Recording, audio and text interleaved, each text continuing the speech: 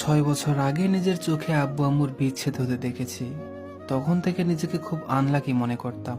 অনেক কষ্ট হতো, কিন্তু কাউকে বোঝাতে পারতাম না। দুইজনকে এক করার জন্য অনেক চেষ্টা করেছিলাম, কিন্তু আমি ব্যর্থ। ওদের কাছে ওদের ইগোটাই বড় ছিল, আমি না। আমার কথা একবারও চিন্তা করলো না যে আমি মানুষটার কি হবে, কেমনে থাকবো আমি ওদের ছাড়া। আব্বু আম্মুর বিচ্ছেদের পর আমি আমাদের দাদুর বাসায় থাকতাম।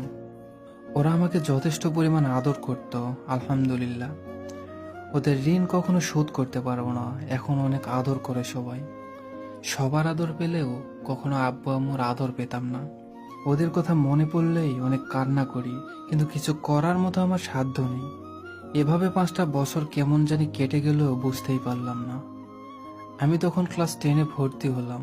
কিছুদিন স্কুলে যাই, তার মধ্যে একটা ছেলে প্রপোজ করে বসলো, বাট আমি এড়িয়ে চলে যাই ওকে।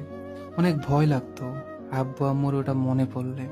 আর মনে মনে ভাবতাম যে ওরাও তো একদিন ভালোবেসে বিয়ে করেছিলেন, কিন্তু তাদের শেষ পরিণতি হয়েছিল বিচ্ছেদ। এখান থেকে ভালোবাসার প্রতি তেমন একটা বিশ্বাস ছিল না আমার। ভয় লাগতো যদি আব্বু আম্মুর মতো আমিও ঠকে যাই। এভাবে আরো কিছুদিন কেটে যায়। হঠাৎ একদিন ফেসবুকে একটা ছেলে ফ্রেন্ড রিকোয়েস্ট পাঠালো, কিন্তু অ্যাকসেপ্ট করিনি। সে ছেলেটা ছিল আমার এক বেস্ট ফ্রেন্ডের ফ্রেন্ড, বাট সেটা আগে জানতাম না। হঠাৎ কি যেন মনে করে প্রোফাইল চেক করলাম। মিউচুয়াল ফ্রেন্ড চেক করতে গিয়ে দেখি আমার অনেক ফ্রেন্ড ওর সাথে অ্যাড আছে। তারপর আমি অ্যাকসেপ্ট করলাম। অ্যাকসেপ্ট করার সাথে সাথে দেখি ওই একটা মেসেজ এলো। মেসেজটা ছিল, হাই, কেমন আছো? অনেকক্ষণ পর রিপ্লাই দিলাম, আলহামদুলিল্লাহ ভালো আছি, আপনি কেমন আছেন? এভাবে আমাদের কিছুক্ষণ কথা হলো। তারপর এক বেস্ট ফ্রেন্ডকে মেসেজ দিয়ে বললাম যে তুই এই ছেলেটাকে চিনিস? ও সবকিছু আগে থেকেই জানতো, কিন্তু আমাকে বলে নাই। ছেলেটা আবার আমাকে মেসেজ দেয়, আমি ওই রিপ্লাই দিলাম। কথার মাঝখানে ওই ছেলেটা আমাকে প্রপোজ করে বসলো। আমি অনেক ভয় পেয়ে গিয়েছিলাম। সাথে সাথে ওই মেসেজটা আমার ওই বেস্ট ফ্রেন্ডকে ফরওয়ার্ড করি।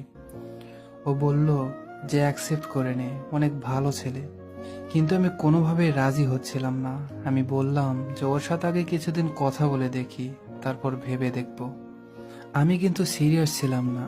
কথা বলতে বলতে কখন জানি ওর মায়ার পড়ে যাই।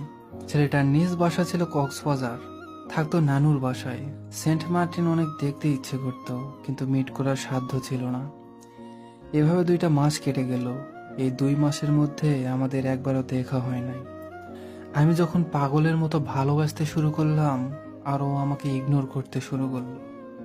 আমার সাথে রিলেশন করার আগে ও আরেকটা মেয়ের সাথে রিলেশন ছিল, এটা আমি জানতাম না।